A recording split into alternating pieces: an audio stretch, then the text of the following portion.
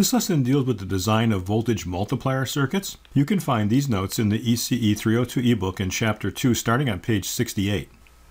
Before we talk about designing a voltage multiplier circuit, let's go back to the previous page and review what we did last time with a positive clamp circuit. We had this circuit last time, and we were modeling the die with a piecewise linear representation. And we had an input that was repetitive, going from V sub A to minus V sub B. What the circuit does in steady state is it takes the bottom of the waveform and clamps it to the reference voltage minus 1 diode drop. So it lifts it up, puts it here, and then we're just going to add the peak to peak of the waveform, which is going to be V sub A minus a minus V sub B. Whatever value is here, we're just going to add V sub A plus V sub B. So instead of memorizing these formulas, all I got to remember is that we're clamping to the bottom of the waveform, V sub R minus 1 diode drop, and we're going up. An important rating when you take into account is the voltage rating of the capacitor. If we exceed its voltage rating, it can explode. Let's calculate the voltage across the capacitor in steady state. It's going to be the difference of this node voltage minus this node voltage. This node voltage here is V out, and we could pick any instant in time. Let's just pick this one, where I have this voltage at this node back to ground in steady state. This node voltage is equal to the drop across plus V sub S. And we're going to subtract that, but this circuit in steady state is not drawing much current. The current is very, very small. The voltage across here is likewise very small. This node voltage is the same as V sub S. So we'll just take it right here. First node minus the second node would give us this term minus V sub A. We'll just have this left over. And so this is the value of the voltage across the capacitor, C1, in steady state. You could pick a different point and you'll get the same answer. Let's try that. Suppose I pick this point, and then this point over here. Node voltage V out is V sub R minus VD on, and then this node voltage is the same as V sub S, which is a minus V sub B. Take this value here, minus a minus V sub B, and we get the same result. Don't need to memorize this, you can just simply calculate the difference of two node voltages. Now if there's a positive clamp, there should be a negative clamp. And the answer is yes, there is. It's basically flipping the diode and flipping the battery. We're going to again use a piecewise linear representation for the diode. And the derivation is very similar to what we did for the positive clamp.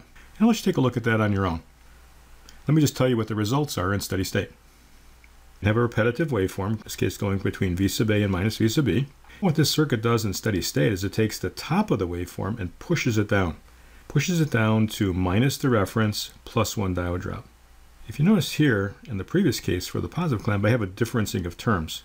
I purposely picked that so that I could remember that key point. Now what we're going to do is we're going to subtract the peak to peak of this waveform, which is V sub A minus a minus V sub B. So we're going to subtract V sub A and V sub B. You don't need to memorize this, we're simply going to reason it out. What we're doing is we're taking an average value that could be 0 if these were equal to each other and actually make it negative. In the previous case, we made it positive. We're going to use that to create what's called a voltage multiplier circuit.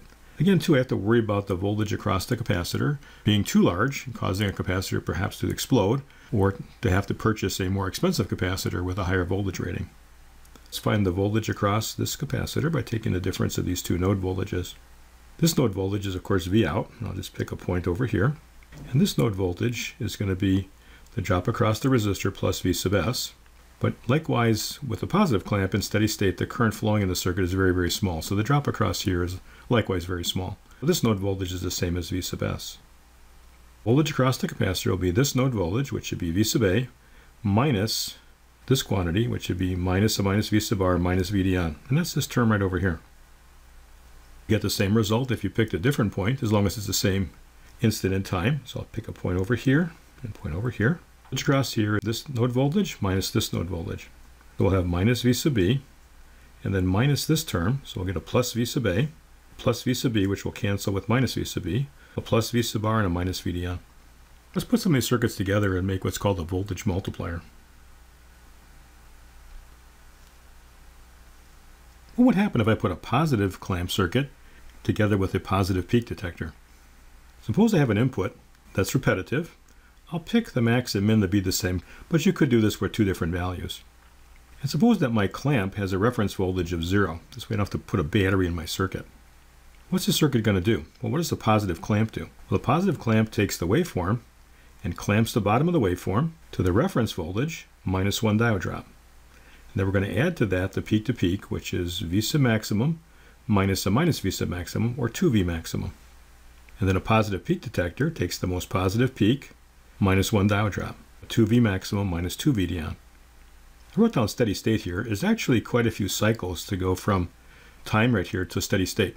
I'll take a look at this in a supplemental problem. So what I've effectively done is I've taken this voltage V sub maximum and turned it into 2V sub maximum if I ignored the diode drop. Since this is large enough, you wouldn't really notice this. That's why it's called a doubler. Let's see if we can make a negative doubler. I'll do the same trick. I'll use a 0 volt reference. I don't have to put any batteries in my circuit. This is all self-generated. Take the same waveform, and now let's do a negative clamp. I'll take the most positive part of the waveform, the top of it, and push it down to minus the reference voltage plus VD on. So we're going to subtract 2V maximum, so I get minus 2V maximum plus VD on. And then with a negative peak detector, we'll take the most negative peak, and we'll add a diode drop. Minus 2V maximum plus 2 of these would be the value here. We effectively have taken V sub maximum and doubled it, but as a negative value. Here too, there are a large number of cycles to get to steady state, but we're really talking milliseconds in most circuits with microfarad capacitors. We will show this transient response with PSpice in the supplemental problem set.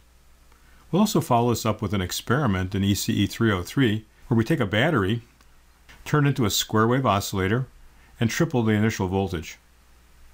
This is the design of voltage multiplier circuits.